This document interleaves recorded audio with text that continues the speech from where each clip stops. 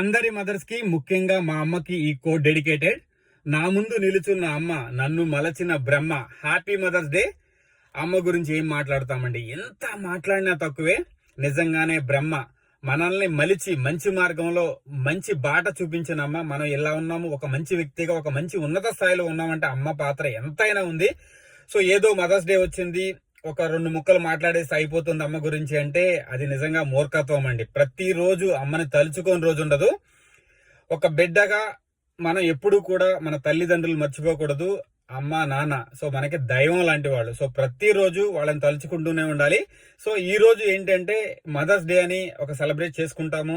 Mothers ని అంటే మనం ఎంత ప్రేమిస్తున్నాము, ప్రతిరోజు ఎంత ప్రేమిస్తున్నామో అది వాళ్ళకి తెలియజెప్తాము. మనం వాళ్ళకి అండగా ఉంటాము. అంటే కడదాకా అంటారు కదా.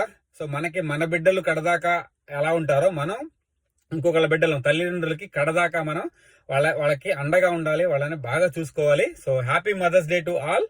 అండ్ సో ఏం మాట్లాడలేకపోతున్నాను, ఎందుకంటే మా అమ్మ ఎంత కష్టపడి, ఎంత శ్రమ చేసి, అంటే ఎంత ఓర్పుతో భరించి నన్ను ఈ స్థాయికి తీసుకొచ్చిందో నాకు తెలుసు. సో మా అమ్మ గురించి ఎంత చెప్పినా తక్కువే.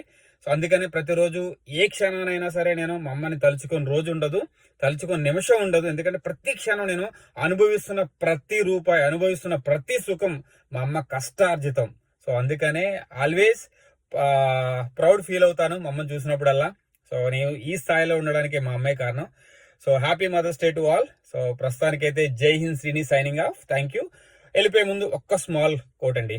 సో ఎప్పుడు కూడా ఎవరైనా సరే తల్లిదండ్రుల్ని దైవంగా భావిస్తారో వాళ్ళు జీవితంలో అభివృద్ధి చెందుతారు అండ్ ఉన్నత స్థాయికి చెందుతారు, ఉన్నత శిఖరాలకి వెళ్తారనేది నా నమ్మకం అండి. సో అది ఎంతమంది నమ్ముతున్నారో మళ్ళీ ఇంకొకసారి జై Hind Srini signing off. Thank you.